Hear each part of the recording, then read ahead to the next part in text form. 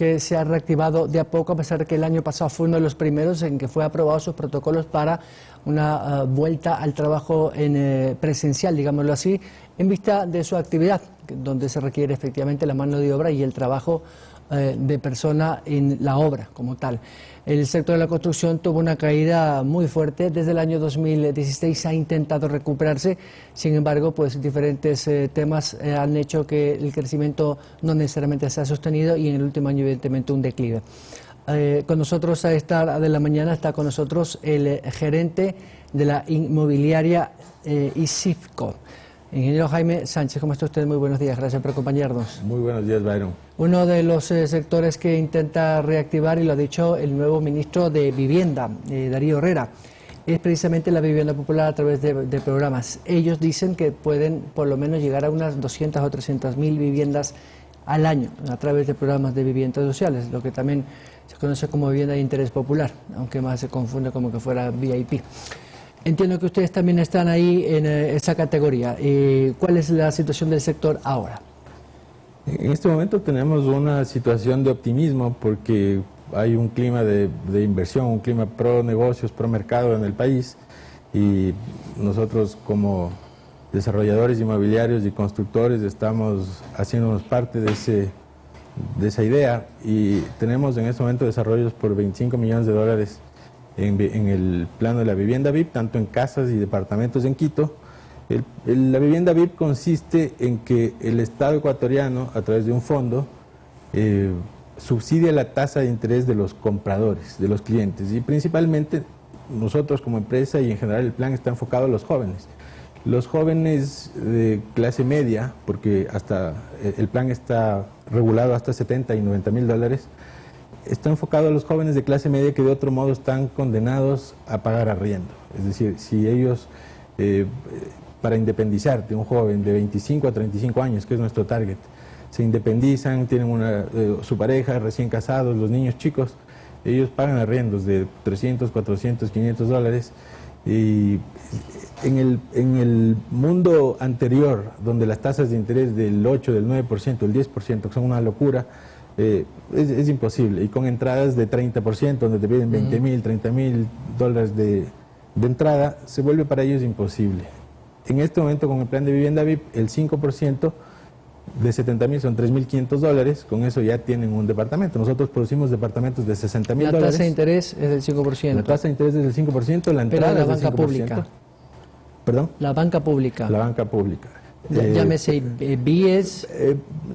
No necesariamente. La banca privada, bancos como Pacífico, Pichincha, Motorista Pichincha, están incorporados en este sistema, y el BIES, por otro lado, con una tasa un poquito más alta, hacen que los jóvenes puedan acceder a estas viviendas.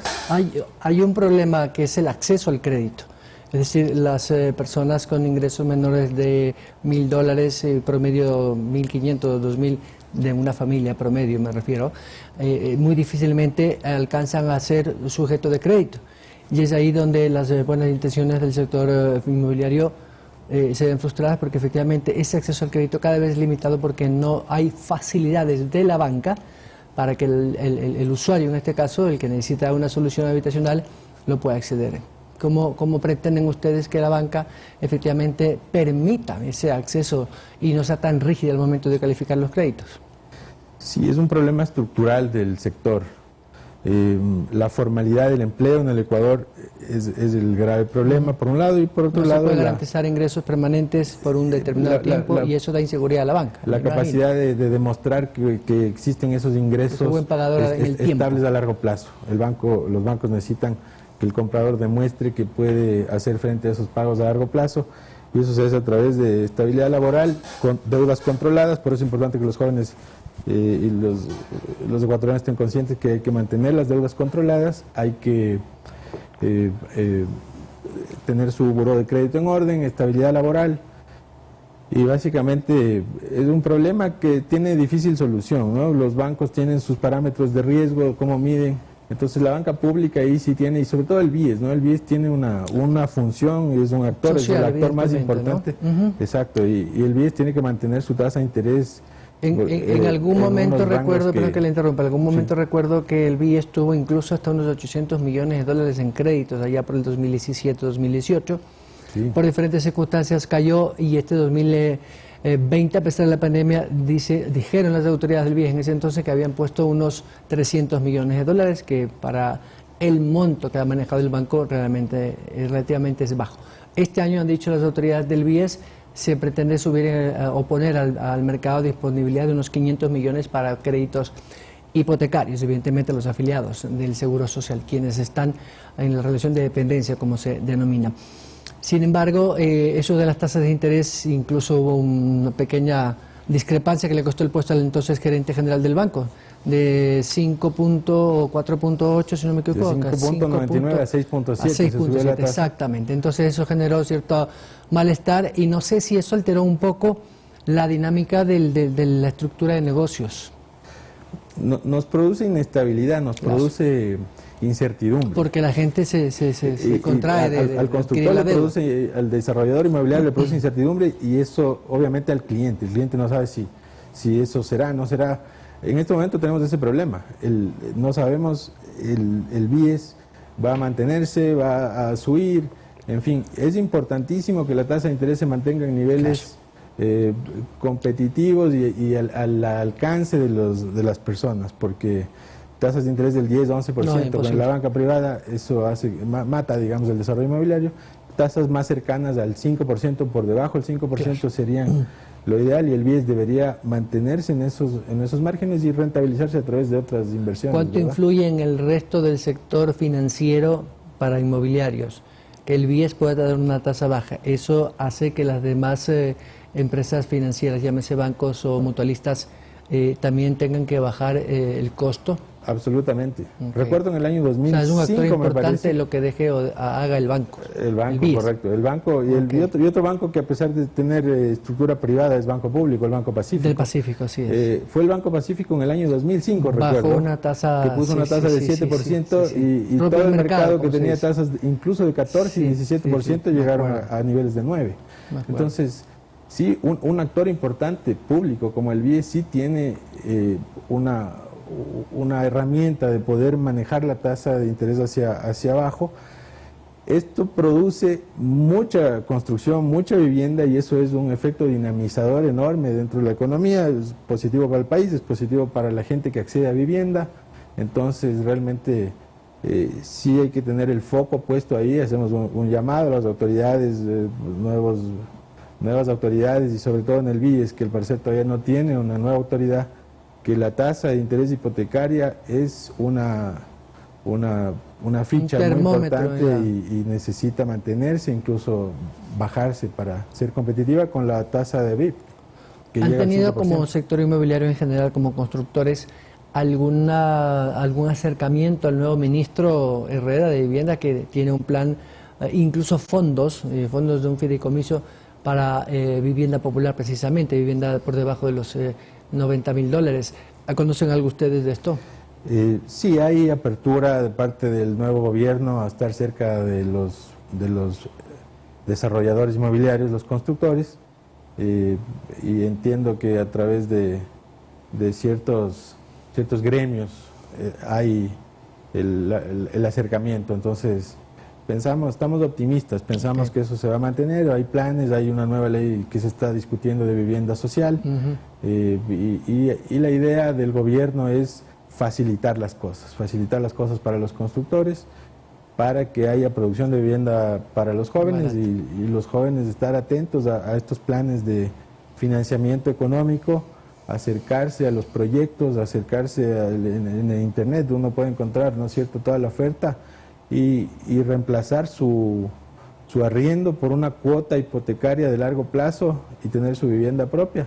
Este rato pensamos en todo el país hay desarrollo de proyectos. Nosotros en Quito tenemos lo que más hay es oferta, proyecto importante, pero no hay mucha demanda, así es. Así es, sí. En este mes, porque ya mañana es 24, que está el gobierno Lasso, ¿cree usted que ha habido un despertar un poco de la demanda, por lo menos interés de saber cómo están esos proyectos? ¿Qué ha sentido el sector? Definitivamente sí, hay hay una reactivación. O sea, los clientes se acercan sí. por lo menos a preguntar. A nosotros personalmente, nosotros tenemos un proyecto de 300 unidades en el sector del Inca, departamento de $60.000, que los habíamos vendido todos previo a la pandemia. Okay. Y los vendimos en año y medio, 300 departamentos, una absorción muy buena. Este plan realmente tiene un beneficio para ellos, para los chicos, y ellos dieron una respuesta.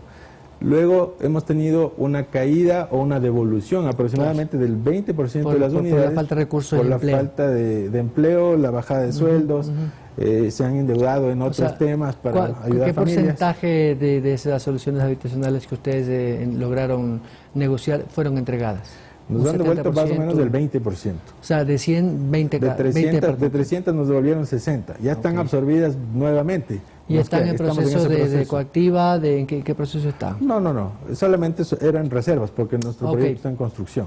Entonces, reservas, básicamente nosotros lo que hemos hecho es devolver, hay ciertos gastos administrativos menores que obviamente... Pero eso significa que todavía tienen disponibilidad. Tenemos una pequeña disponibilidad que esperan que el mercado lo absorba de acuerdo a la demanda. Sí, hasta terminar el proyecto nosotros pensamos que vamos a absorber eso.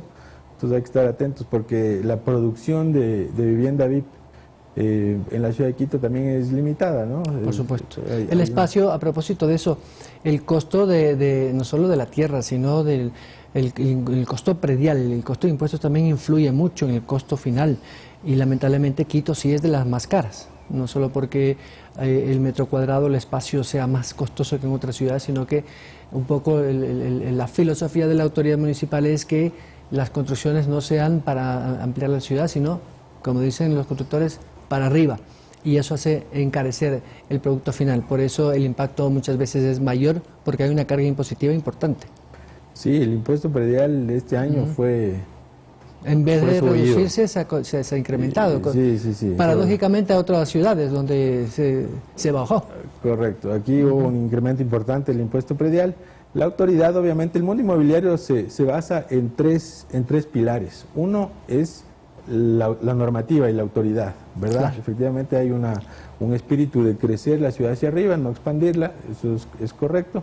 Por otro lado, necesitamos del capital, el financiamiento para el constructor y para los compradores. En ese lado estamos hablando que el punto crítico es la tasa de interés de los compradores. Y por otro lado, la actividad económica en general, claro, que es lo que hace que haya demanda. La capacidad de consumo de demanda fuerte, normativa adecuada y financiamiento suficiente hace que el mundo inmobiliario crezca y que la construcción de vivienda se desarrolle. Y esos tres pilares son los que hay que tener cuidados. Ingeniero Jaime Sánchez, estoy contra el tiempo. Muchas gracias. Muchas gracias, Byron.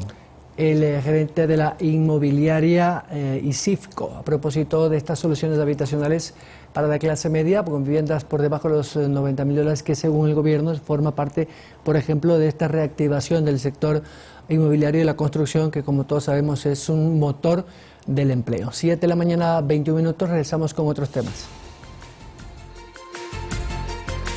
Síguenos en nuestras redes sociales, Facebook, Instagram y Twitter.